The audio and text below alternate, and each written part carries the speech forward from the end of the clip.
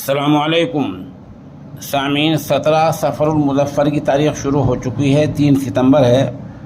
خبر کا عنوان ہے کشمیر حادثہ، 22 سالہ محمد فیروز کا انتقال، انا للہ و انا الیہ راجعون۔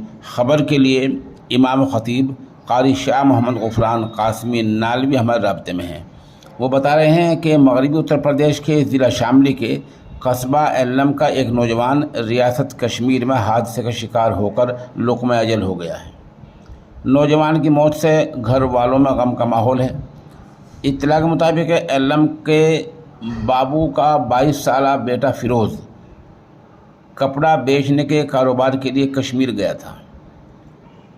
گزشتہ دن وہ کپڑے کا تھان لے کر پہاڑی کے اوپر سے چل رہا تھا کہ اچانک فیروز کا پاؤں پہاڑی سے پھسل گیا اور نوجوان جھاڑیوں میں پھنس گیا، جس سے اس کی موقع پر ہی موت ہو گئی۔ تعزیت کرنے والوں میں قاری شاہ محمد غفران قاسمی نالوی، مولانا محمد اسلم، ماسٹر محبوب، علی محمد، نور الدین، محمد اسلام، حافظ محمد ناصر وغیرہ کے نام قابل ذکر ہیں۔